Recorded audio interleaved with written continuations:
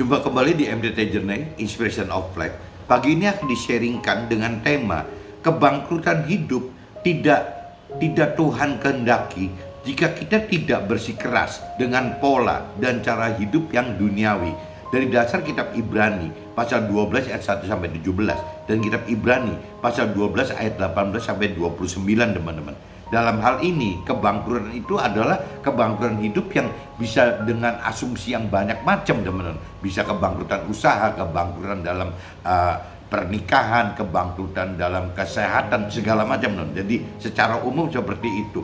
Nah, ini saya coba baca dulu, teman-teman, dari dasar firman-Nya, kitab Ibrani pasal 12 ayat 1 sampai 4, teman-teman. Coba kita belah-belah, kita kupas peringkasan itu. Judul perikopnya, teman-teman, nasihat supaya bertekun dalam iman, itu judulnya itu. Karena kita mempunyai banyak saksi bagaikan awan yang mengelilingi kita, marilah kita menanggalkan semua beban dan dosa yang begitu merintangi kita dan berlomba dengan tekun dalam perlombaan yang diwajibkan bagi kita.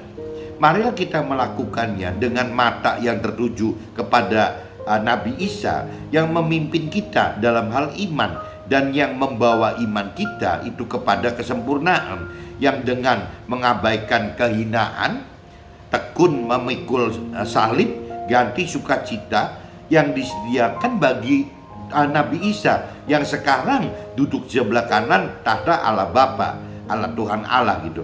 Ingatlah selalu akan Dia yang tekun menanggung bantahan yang sehebat itu terhadap dirinya dari pihak orang-orang berdosa, supaya jangan kamu menjadi lemah dan putus asa dalam pergumulan kamu melawan dosa kamu, belum sampai mencucurkan darah.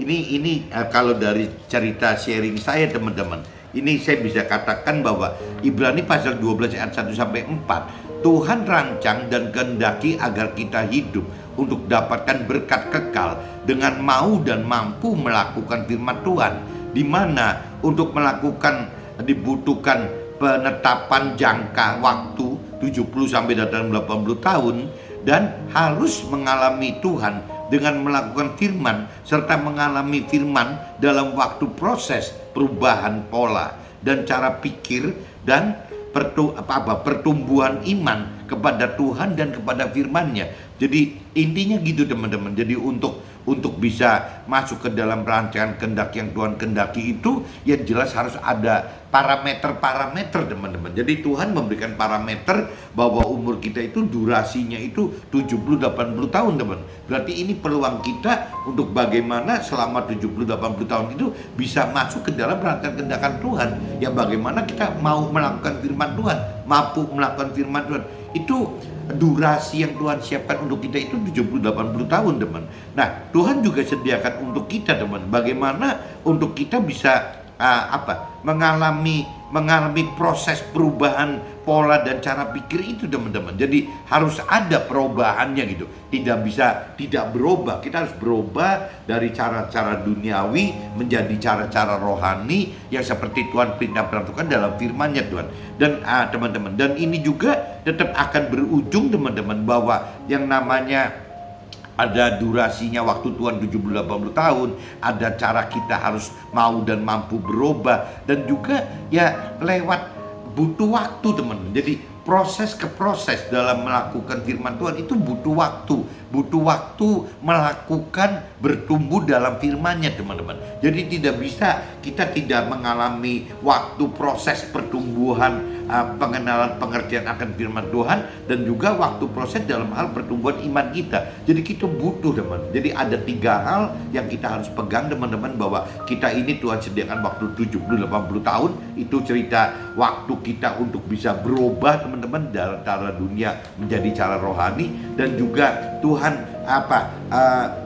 izinkan, biarkan, bahkan datangkan permasalahan, teman-teman, datang untuk memproses perubahan dari pola-pola pikir dan cara duniawi menjadi rohani. Dan juga yang tadi dikatakan, Tuhan sengaja memang atur waktu, teman-teman, waktunya Tuhan untuk proses setiap permasalahan yang timbul tadi, teman-teman. Jadi teman-teman jangan kaget kalau melalui proses Tuhan itu memang harus ada waktu yang harus ditempuh, teman-teman. Nah ini saya bicara di kitab Ibrani pasal 12 ayat 1 sampai 4 seperti itu. Dan ini saya lanjut teman-teman. Kitab Ibrani pasal 12 ayat 5 sampai ayat 13 teman-teman. Dan sudah lupakah kamu akan nasihat yang berbicara kepada kamu seperti kepada anak-anak? Hai anakku, janganlah anggap enteng didikan Tuhan, dan janganlah putus asa apabila engkau diperingatkannya. Karena Tuhan mengajar orang yang dikasihinya, dan ia menyesah orang yang diakuinya sebagai anak. Jika kamu harus menanggung ganjaran, Allah memperlakukan kamu seperti anak. Di manakah terdapat anak yang tidak dihajar oleh ayahnya? Tetapi jikalau kamu bebas dari ganjaran yang harus diderita setiap orang, maka kamu bukanlah anak, tetapi anak-anak gampang. Selanjutnya dari ayah kita yang sebenarnya kita beroleh ganjaran, dan dari mereka kita hormati. Kalau demikian, bukankah kita harus lebih taat kepada Tuhan Allah segala roh supaya kita boleh hidup? Sebab mereka mendidik kita dalam waktu yang pendek. Ini maksudnya orang tua kita teman-teman. Sebab orang tua kita mendidik kita dalam waktu yang pendek sesuai dengan apa yang mereka anggap baik. Tetapi dia mengajar, tapi Tuhan Allah mengajar kita untuk kebaikan kita, supaya kita beroleh bagian dalam kekudusannya. Memang tiap-tiap ganjaran pada waktu ia diberikan tidak mendatangkan sukacita, tetapi duka cita. Tetapi kemudian ia menghasilkan buah kebenaran yang memberikan damai kepada mereka yang dilatih olehnya. Sebab itu kuatkanlah tangan yang lemah dan lutut yang goyah, dan luruskanlah jalan bagi kakimu, sehingga yang pincang jangan terpelecok tetapi menjadi sembuh. Nah kalau kita menyimak ini teman-teman, jadi kita ini hidup butuh kebaikan yang diajarkan oleh orang tua kita, dan kita juga butuh kebenaran yang diajarkan Tuhan Allah kepada kita gitu. Jadi dua-duanya dibutuhkan teman. Kebaikan itu istilahnya untuk horizontalnya hubungan kita dengan antar manusia, tetapi kebenaran itu adalah hubungan kita dengan Tuhan teman, secara vertikal gitu. Nah ini coba kalau diinspirasi saya teman-teman, Tuhan ajar kita dengan kegagalan oleh karena permasalahan-permasalahan, di mana hal tersebut Tuhan jadikan kekuatan untuk kita lebih mencari Tuhan dan perintah, peraturan serta janji-janjinya. Tanpa alami kegagalan dan permasalahan, sangat dikhawatirkan kita akan terlena oleh hal-hal duniawi. Nah ini butuhnya permasalahan dan kegagalan ini untuk ini teman-teman. Kita lanjut lagi teman-teman di Ibrani pasal 12 ayat 14 sampai 17 teman-teman. Berusahalah hidup damai dengan semua orang dan kerjalah kekudusan, sebab tanpa kekudusan tidak seorang pun akan melihat Tuhan. Jagalah supaya jangan ada seorang pun menjauhkan diri dari kasih karunia Allah, agar jangan tumbuh akar yang pahit yang menimbulkan kerusuhan dan yang mencemarkan banyak orang.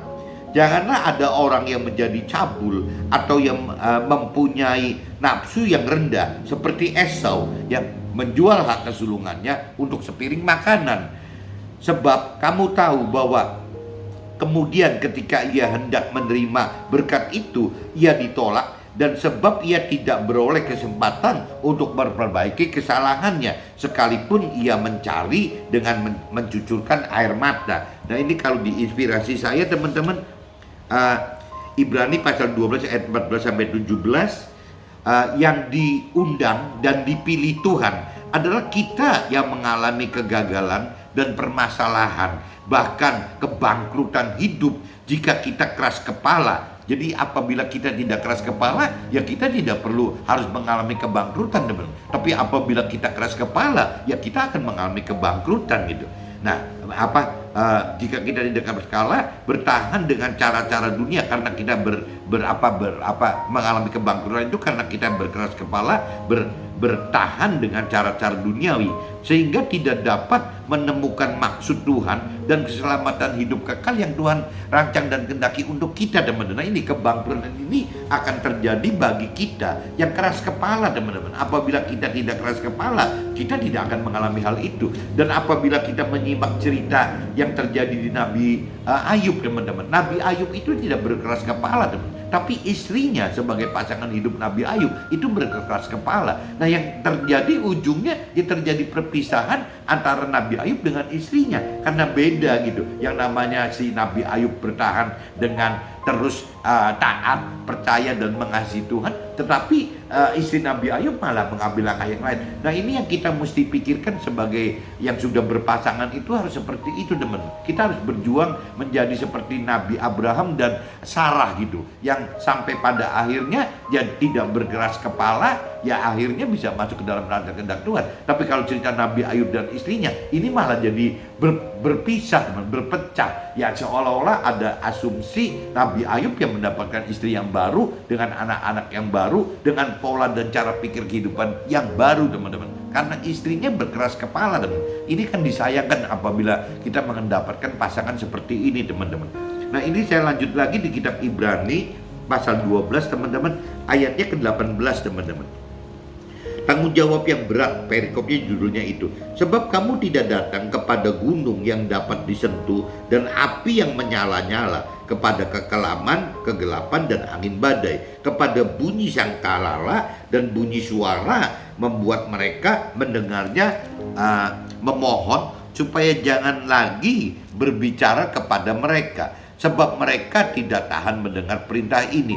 Bahkan jika binatang pun yang menyentuh gunung, ia sangat mengerikan pemandangan itu. Sehingga Musa berkata, aku sangat ketakutan dan sangat gentar. Ini kalau saya diasumsikan ke dalam inspirasi saya, teman-teman. Ibrani pasal 12 ayat 18 sampai 21. Target Tuhan bagi kita adalah keselamatan kekal dan damai sejahtera di akhirat serta hidup tetap di surga bersama Tuhan. Target ini sangat berbeda dengan target orang dunia atau orang yang berkeyakinan. Maksudnya orang berkeyakinan, orang yang mengaku bertuhan dan beragama, teman-teman, tapi tidak mengenal pribadi Tuhan Allah dengan benar dan tidak mengenal firman Tuhan Allah dengan benar, teman. Itu namanya orang berkeyakinan. Nah, target dari orang dunia dan target orang berkeyakinan, bahkan target iblis, teman-teman, itu adalah mirip-mirip sama, teman. Yang hanya target kesuksesan duniawi, orientasinya itu cuma bicara target sukses duniawi dan kebahagiaan duniawi serta pemenuhan hal-hal duniawi, nafsu duniawi saja. Itu kisaran dari orang duniawi itu seperti itu. Kisaran dari orang yang berkeyakinan dan iblis pun itu seperti itu, teman. Jadi berbeda sekali dengan apa yang Tuhan targetkan dalam rancangan dan kehendaknya bagi manusia gitu, teman. Nah, ini Ibrani pasal 12 ayat 22 sampai 24, teman-teman. Coba kita cari ayatnya 22, teman-teman. Di sini dikatakan, tetapi kamu sudah datang ke Bukit Sion, ke kota Allah yang hidup, Yerusalem surgawi, dan kepada beribu-ribu malaikat, suatu kumpulan yang meriah, dan kepada jemaat anak-anak sulung yang namanya terdaftar di surga, dan kepada Allah yang menghakimi semua orang, dan kepada roh-roh orang-orang benar yang telah menjadi sempurna, dan kepada Nabi Isa pengantara perjanjian baru, dan kepada darah pemercikan yang berbicara lebih kuat daripada darah Habel gitu. Nah, ini kalau diinspirasi saya, teman-teman, Ibrani pasal 12 ayat 22 sampai 24. Bagi kita yang sudah diundang dan terpilih, asalkan kita tidak keras kepala untuk mau berubah pola dan cara hidup sesuai firman Tuhan, dan mau serta mampu melakukan firman Tuhan bersama dengan roh Tuhan, maka ya kita akan terselamatkan, teman. Karena balik lagi, kita ini benarnya telah terundang dan terpilih oleh Tuhan Allah. Nah, problemnya kita mau merespon nggak undangan itu dan pilihan itu, teman-teman. Kalau kita tidak merespon ya susah. Nah, respon itu harus dibuktikan dalam bentuk yang melakukan firman Tuhan Allah, teman. Perintah peraturan firman Tuhan Allah, sehingga kita mendapatkan janji-janji Tuhan Allah dan masuk dalam rancangan kehendak Tuhan Allah gitu. Nah, ini saya lanjutkan yang terakhir, teman-teman. Ibrani pasal 12 ayatnya 25 sampai 29, teman-teman.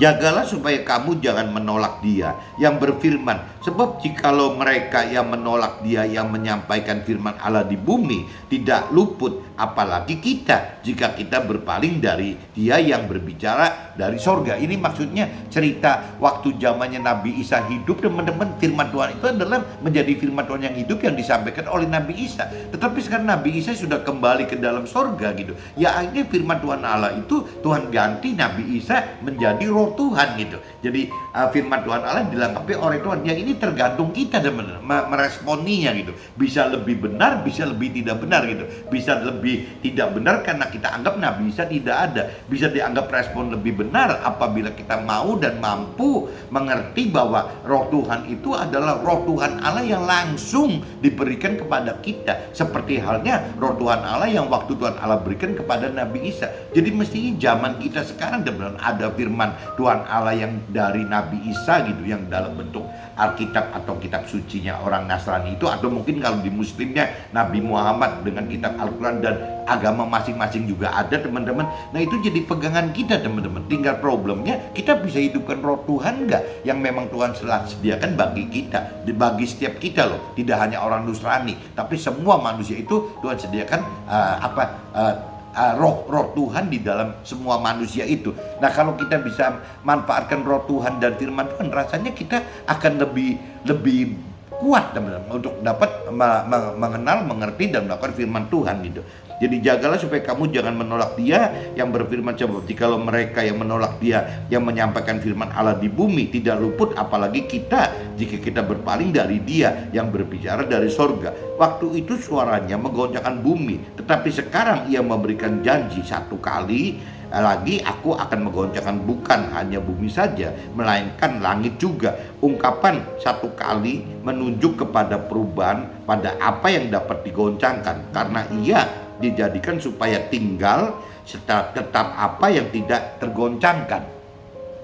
Jadi karena kita menerima kerajaan yang tidak tergoncangkan, marilah kita mengucap syukur dan beribadah kepada Tuhan Allah menurut cara yang berkenan kepadanya dengan hormat dan takut. Sebab Allah kita adalah api yang menghanguskan. Nah ini saya baca yang terakhir, teman-teman, di sharing saya, Ibrani pasal 12 ayat 25 sampai 29. Firman peringatkan, saat Nabi Isa menjadi firman Tuhan yang hidup saja, sebagian orang menolak. Tetapi saat sekarang kita dapat memiliki firman Tuhan yang dilengkapi oleh roh Tuhan bagi setiap kita, sehingga firman Tuhan dan Tuhan melalui roh Tuhan ada dalam kita setiap saat. Nah ini plus poinnya ini, teman-teman. Jadi kalau firman tadi di dalam Ibrani 12, 25 sampai 29 diingatkan bahwa zaman dulu aja banyak orang yang menolak waktu Nabi Isa turun ke dunia. Tapi zaman sekarang harusnya kalau kita mengenal, mengerti lebih dalam, ya benarnya kita sekarang lebih aman, teman, karena ada firman Tuhan yang memang disajikan oleh Nabi Isa dalam bentuk kitab suci itu gitu. Dan juga kita disediakan roh Tuhan yang dimohonkan oleh Nabi Isa dari Tuhan Allah kepada setiap kita manusia ini, sehingga kita punya dua modal, ada cerita firman Tuhan dan juga ada roh Tuhan, teman. Nah ini menjadi kekuatan kita untuk bisa masuk dalam rancangan kehendak Tuhan. Mestinya seperti itu, teman. Jadi pagi ini saya sharingkan seperti itu, teman-teman, dengan tema kebangkrutan hidup itu tidak Tuhan kehendaki jika kita tidak bersikeras ya dengan pola dan cara hidup yang duniawi itu. Dan teman-teman harus ingat bahwa jangan sampai kita masuk ke dalam menyembah Tuhan dengan maksud membujuk Tuhan gitu. Menyembah Tuhan dan membujuk Tuhan itu beda, teman. Kalau menyembah Tuhan adalah kita taat, mengasihi, percaya kepada Tuhan. Tapi kalau membujuk itu jangan-jangan belum tentu kita taat, mengasihi dan percaya kepada Tuhan. Tapi Tuhan yang akan kita buat gitu untuk bisa ikut kita, taat kepada kita gitu, untuk mengasihi kita. Nah ini jadi salah kaprah. Oke teman-teman, see you, bye-bye.